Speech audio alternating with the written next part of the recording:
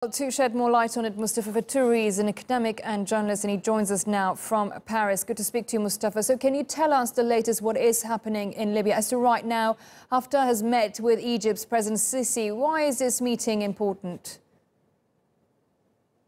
Well, I think the meeting is important for two reasons. One, the fact that Mr. Sisi, who's one of the major backers of Mr. Haftar, would like to know the answers for a couple of questions, such as how long is the operation going to go on from Haftar's side?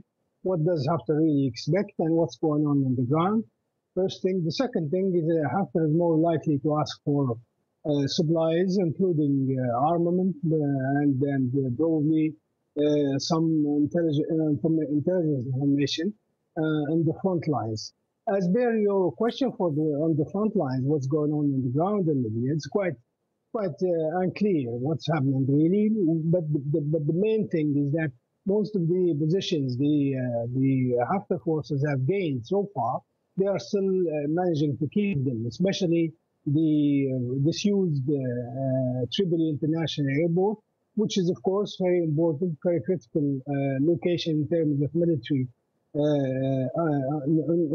the ground, and it will be able to control almost all the surrounding areas once they have the equipment they need over there.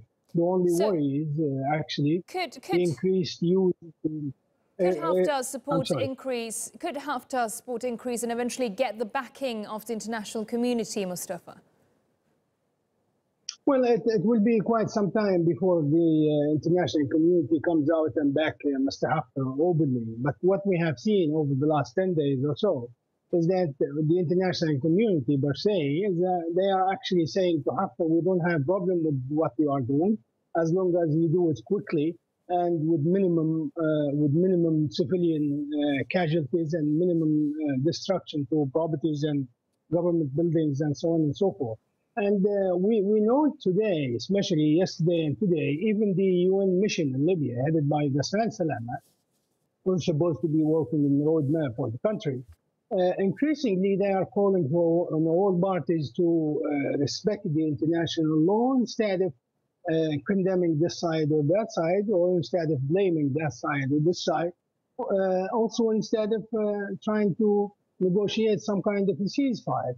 And I think for Mr. Haftar specifically, the point of ceasefire has gone by for a long time ago, and it's very difficult for him to accept the ceasefire now, as well as it will be a kind of a suicidal for him if he decides to pull back at this point.